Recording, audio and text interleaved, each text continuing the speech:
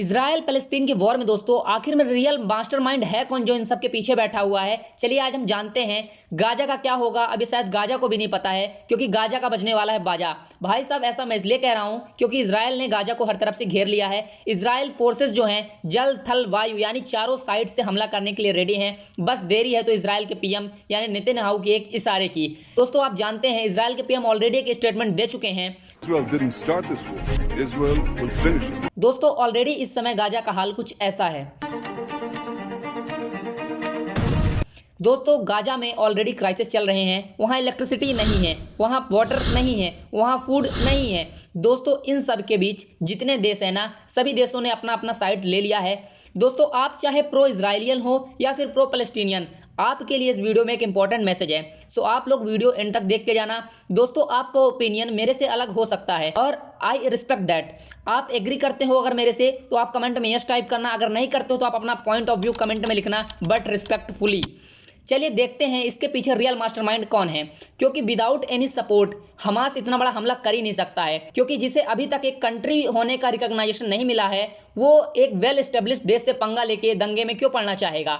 और तो और पूरी दुनिया हमास को एक टेररिस्ट की नज़र से देखने लगी है, टेररिस्ट ग्रुप की तरह वो नजर आने लगा है लोगों की नज़र में, जब से उसने इजराइल के ऊपर 5000 रॉकेट दागे हैं। आखिर इन सब इतने बड़े वॉर के पीछे भैया है कौन जो छुपा रुस्तम बैठा हुआ है, चलिए जानते हैं। उसे जानने से पहले आपको एक मैप दिखाऊंगा दोस्तों, आप ये मैप ध्यान से देखिए। ये इजराइल का मैप है दोस्तों, आसपास इजराइल की कंट्री वगैरह देखने को मिल रही है, मेडिटेरियन सी वगैरह भी इधर है।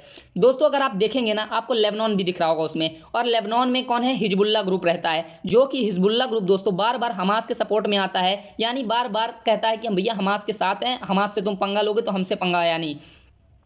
और इस पे कार्रवाई करते हुए लेबनान के ऊपर बहुत सी मिसाइलें इजराइल ने दाग दी थी, उनको भी अकल ठिकाने लगा दी थी इजराइल ने।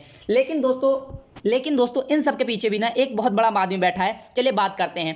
आपको पता है दोस्तों इजराइल और ईरान का 36 का आंकड़ा है, यानी इन दोनों की पटती नहीं है। अगर आप मैप ध्यान से देखे होंगे तो आपको एक चीज़ और पता चली होगी, पूरे मिडिल ईस्ट में दोस्तों इस्लामिक कंट्रियों के बीच में फंसा हुआ है इजराइल, और सभी की नज़र उस इजराइल के ऊपर पड़ी रहती हैं। और इजराइल के ऊपर पड़ी रहने का कारण ये भी है दोस्तों, क्योंकि इजराइल के जस्ट बगल में दोस्तों मेडिटेरियन सी आता है। मेडिटेरियन सी की वैल्यू आप लोगों को तो पता ही होगी जब आप ये न्यूज़ देखने आ गए हो तो। दोस्तों आपको बता दूं, इसमें बैकएंड में बहुत से चेहरे छुपे हुए हैं। जैसा आपको फ्रंट में देखने को मिल रहा है ना, वैसे बैकएंड में टोटल कहानी पूरी अलग है। इस तरीके के वॉर को प्रॉक्सी वॉर कहते हैं। प्रॉक्सी वॉर यानी सामने तो कोई और दिखता है लेकिन रियल खिलाड़ी कोई और ही होता है। जैसे इस समय वॉर किसके बीच चल रहा है, इजराइल और हमास के बीच चल रहा है। हमास या फिर हिजबुल्ला भी आप कह सकते हो। लेकिन दोस्तों हिजबुल्ला और हमास को कौन सपोर्ट करता है, ईरान करता है। उन्हें वेपन्स हो गए, फंडिंग हो गई, ट्रेनिंग वगैरह जितनी चीज़ें भी होती हैं इनडायरेक्टली कहीं ना कहीं ईरान इन्हें हेल्प करता रहता है।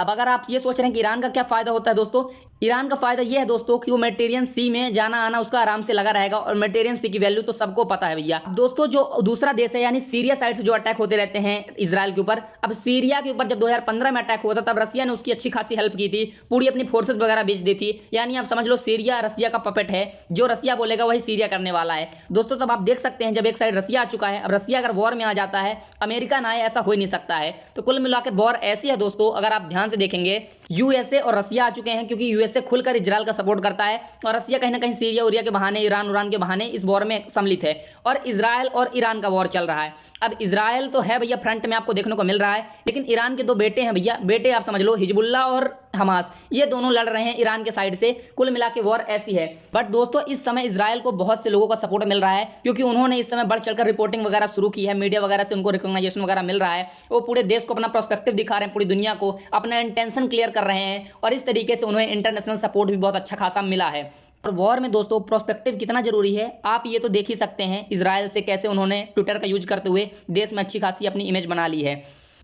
दोस्तों अगर आप इजराइल सपोर्टर हो या पैलेस्टीनियन सपोर्टर हो तो आपको एक चीज़ समझनी चाहिए। अगर आप पैलेस्टीनियन सपोर्टर हो कि पैलेस्तीन को सपोर्ट करना और हमास को सपोर्ट करना दोनों अलग है भैया। आप एक चीज़ क्यों मान रहे हो, आप पढ़े लिखे समझदार हो, आपको इतनी बेसिक तो नॉलेज है कि क्या सही है क्या गलत है, आप इस चीज़ का फैसला तो ले सकते हो। अपने आंखों से देख रहे हो, पैलेस्टीनियन का सपोर्ट करना, हमास का सपोर्ट करना दोस्तों टोटली डिफरेंट है, अलग है भैया। आप धर्म अपना है, अपना कर्म है, जो चीज़ें हैं इन सबको साइड रख के अगर ह्यूमैनिटी देखोगे ना, ह्यूमैनिटी बहुत जरूरी है दोस्तों, क्योंकि वॉर किसी भी देश के बीच हो वहाँ मारे सारे सिविलियंस जाते हैं, जो लोग अपना सपना अपना भविष्य देखते रहते हैं, अचानक उन पे आफत टूट पड़ती है। दोस्तों अगर आप लोग ये सोचते हो कि इजराइल गलत है, तो भैया 5000 रॉकेट उसके ऊपर दागे गए बिना बताए, और वो उसको ऐसे नहीं तो कैसे ट्रीट करेगा यार। आप अपने हक के लिए ऐसे नहीं तो कैसे लड़ोगे? आपको लगता है जो भी है गलत है, सही है, क्या है, कमेंट में आप अपना बता सकते हो। फिर बोल रहा हूँ रिस्पेक्टफुली बताना दोस्तों, आप सच के साइड जाओ, मैं तो ये कहूँगा, और आप सही चीज़ों की तरफ जाया करो। इसी थॉट के साथ दोस्तों मिलते हैं हम नेक्स्ट वीडियो में।